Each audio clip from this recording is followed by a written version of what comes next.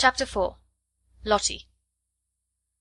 If Sara had been a different kind of child, the life she led at Miss Minchin's select seminary for the next few years would not have been at all good for her. She was treated more as if she were a distinguished guest at the establishment than as if she were a mere little girl. If she had been a self-opinionated, domineering child, she might have become disagreeable enough to be unbearable through being so much indulged and flattered. If she had been an indolent child, she would have learned nothing. Privately Miss Minchin disliked her, but she was far too worldly a woman to do or say anything which might make such a desirable pupil wish to leave her school. She knew quite well that if Sara wrote to her papa to tell him she was uncomfortable or unhappy, Captain Crewe would remove her at once. Miss Minchin's opinion was that if a child were continually praised and never forbidden to do what she liked, she would be sure to be fond of the place where she was so treated. Accordingly, Sara was praised for her quickness at her lessons, for her good manners, for her amiability to her fellow pupils, for her generosity if she gave sixpence to a beggar out of her full little purse. The simplest thing she did was treated as if it were a virtue, and if she had not had a disposition and a clever little brain, she might have been a very self-satisfied young person. But the clever little brain told her a great many sensible and true things about herself and her circumstances, and now and then she talked these things over to Ermengarde as time went on. "Things happen to people by accident," she used to say. "A lot of nice accidents have happened to me. It just happened that I always liked lessons and books, and could remember things when I learned them. It just happened that I was born with a father who was beautiful and nice and clever, and could give me everything I liked. Perhaps I have not really a good temper at all, but if you have everything you want, and everyone is kind to you, how can you help but be good-tempered? I don't know," looking quite serious, "how I shall ever find out whether I am really a nice child or a horrid one. Perhaps I'm a hideous child, and no one will ever know, just because I never have any trials." "Lavinia has no trials," said Ermengarde stolidly, "and she is horrid enough." Sara rubbed the end of her little nose reflectively as she thought the matter over. "Well," she said at last, perhaps that is because Lavinia is growing." This was the result of a charitable recollection of having heard Miss Melia say that Lavinia was growing so fast that she believed it affected her health and temper. Lavinia, in fact, was spiteful. She was inordinately jealous of Sara. Until the new pupil's arrival she had felt herself the leader in the school. She had led because she was capable of making herself extremely disagreeable if the others did not follow her. She domineered over the little children, and assumed grand airs with those big enough to be her companions. She was rather pretty, and had been the best dressed pupil in the procession when the select seminary walked out 2 by 2, until Sara's velvet coats and sable muffs appeared, combined with drooping ostrich feathers, and were led by Miss Minchin at the head of the line. This, at the beginning, had been bitter enough, but as time went on it became apparent that Sara was a leader too, and not because she could make herself disagreeable, but because she never did. "There's one thing about Sara Crewe," Jessie had enraged her best friend by saying honestly. "She's never grand about herself the least bit, and you know she might be, Lavvy. I believe I couldn't help being, just a little, if I had so many fine things and was made such a fuss over. It's disgusting the way Miss Minchin shows her off when parents come." "Dear Sara must come into the drawing-room and talk to Mrs. Musgrave about India," mimicked Lavinia in her most highly flavoured imitation of Miss Minchin. "Dear Sara must speak French to Lady Pitkin. Her accent is so perfect." "She didn't learn her French at the seminary, at any rate. And there's nothing so clever in her knowing it. She says herself she didn't learn it at all, she just picked it up because she always heard her papa speak it. And as to her papa, there is nothing so grand in being an Indian officer." "Well," said Jessie slowly, "he's killed tigers. He killed the one in the skin Sara has in her room. That's why she likes it so. She lies on it and strokes its head and talks to it as if it was a cat." "She's always doing something silly," snapped Lavinia. "My mamma says that way of hers of pretending things is silly. She says she will grow up eccentric." It was quite true that Sara was never grand. She was a friendly little soul, and shared her privileges and belongings with a free hand. The little ones, who were accustomed to being disdained and ordered out of the way by mature ladies aged 10 and 12, were never made to cry by this most envied of them all. She was a motherly young person, and when people fell down and scraped their knees, she ran and helped them up and patted them, or found in her pocket a bonbon or some other article of soothing nature. She never pushed them out of her way, or alluded to their years as humiliation and a blot upon their small characters. "If you are 4, you are 4," she said severely to Lavinia, on an occasion of her having, it must be confessed, slapped Lottie and called her a brat. "But you will be 5 next year, and 6 the year after that. And," opening large convicting eyes, "it takes 16 years to make you 20. "Dear me," said Lavinia, "how we can calculate!" In fact, it was not to be denied that 16 and 4 made 20, and 20 was an age the most daring were scarcely bold enough to dream of. So the younger children adored Sara. More than once she had been known to have a tea party made up of these despised ones in her own room, and Emily had been played with, and Emily's own tea service used, the one with cups which held quite a lot of much sweetened weak tea, and had blue flowers on them. No one had seen such a very real doll's tea set before. From that afternoon Sara was regarded as a goddess and a queen by the entire alphabet class. Lottie Lay worshipped her to such an extent that if Sara had not been a motherly person she would have found her tiresome. Lottie had been sent to school by a rather flighty young papa, who could not imagine what else to do with her.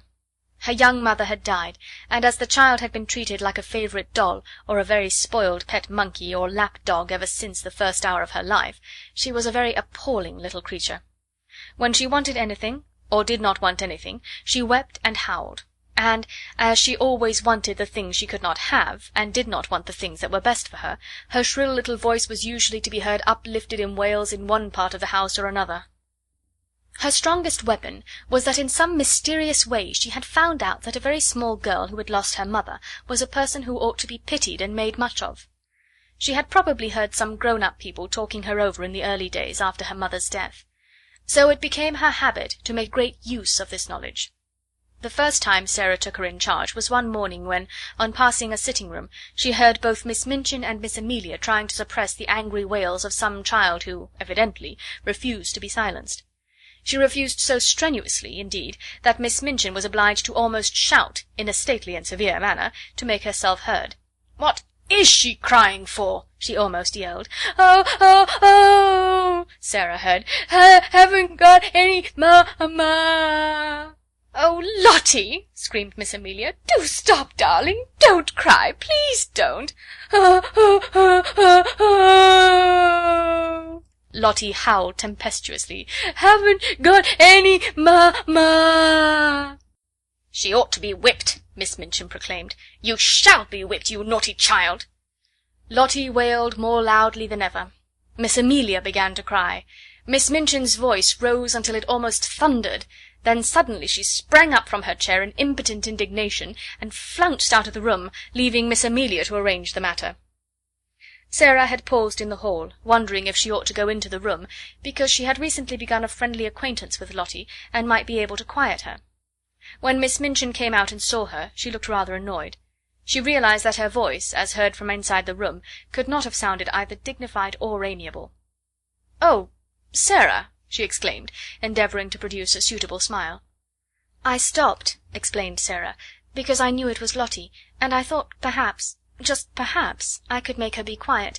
May I try, Miss Minchin?" "If you can, you are a clever child," answered Miss Minchin, drawing in her mouth sharply. Then, seeing that Sara looked slightly chilled by her asperity, she changed her manner. "But you are clever in everything," she said in her approving way. "I dare say you can manage her. Go in." And she left her. When Sara entered the room, Lottie was lying upon the floor, screaming and kicking her small fat legs violently, and Miss Amelia was bending over her in consternation and despair, looking quite red and damp with heat. Lottie had always found, when in her own nursery at home, that kicking and screaming would always be quieted by any means she insisted on. Poor plump Miss Amelia was trying first one method and then another. "Poor darling," she said one moment, "I know you haven't any mamma, poor—" Then in quite another tone, "If you don't stop, Lottie, I will shake you. Poor little angel, there! You wicked, bad, detestable child, I will smack you, I will!" Sara went to them quietly. She did not know at all what she was going to do, but she had a vague inward conviction that it would be better not to say such different kinds of things quite so helplessly and excitedly.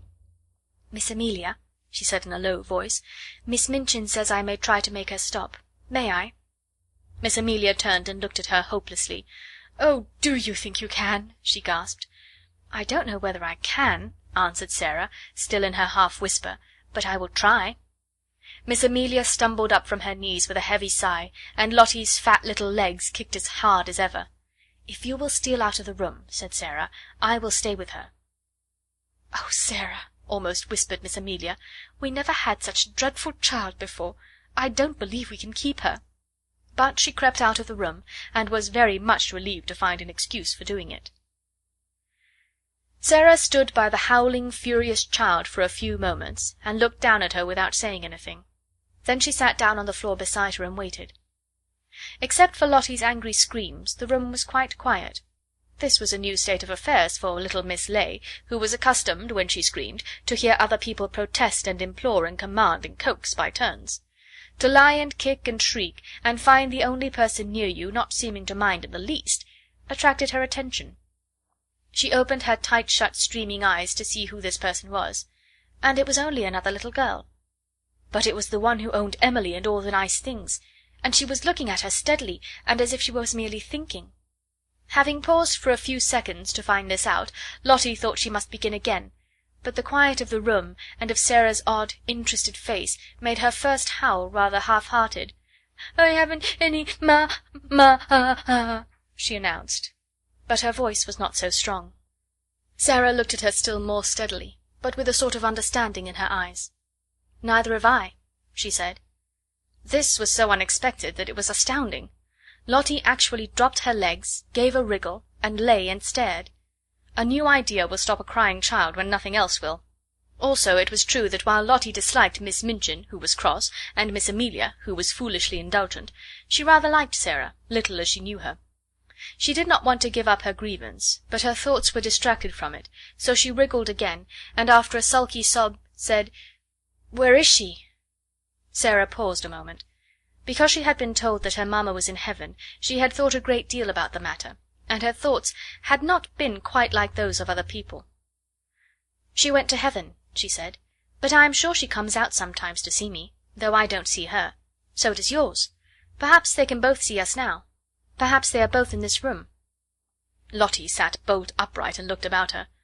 She was a pretty little curly-headed creature, and her round eyes were like wet forget-me-nots. If her mamma had seen her during the last half-hour, she might not have thought her the kind of child who ought to be related to an angel. Sara went on talking. Perhaps some people might think that what she said was rather like a fairy story, but it was all so real to her own imagination that Lottie began to listen in spite of herself.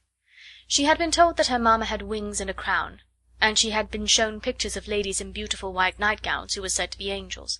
But Sara seemed to be telling a real story about a lovely country where real people were. "There are fields and fields of flowers," she said, forgetting herself as usual when she began, and talking rather as if she were in a dream. "Fields and fields of lilies, and when the soft wind blows over them it wafts the scent of them into the air, and everybody always breathes it, because the soft wind is always blowing. And little children run about in the lily fields and gather armfuls of them and laugh and make little wreaths. And the streets are shining, and people are never tired, however far they walk. They can float anywhere they like, and there are walls made of pearl and gold all round the city, but they are low enough for the people to go and lean on them, and look down into the earth and smile and send beautiful messages." Whatsoever story she had begun to tell, Lottie would, no doubt, have stopped crying and been fascinated into listening, but there was no denying that this story was prettier than most others. She dragged herself close to Sara, and drank in every word until the end came, far too soon. When it did come, she was so sorry that she put up her lip ominously. "I want to go there," she cried. "I haven't any mamma in this school." Sara saw the danger signal, and came out of her dream.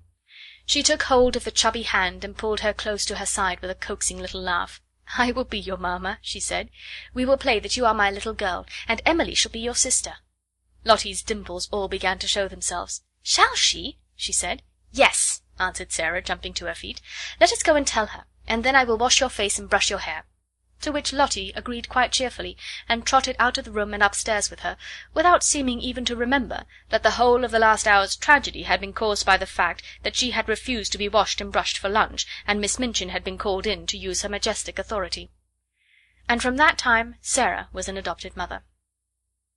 End of chapter 4.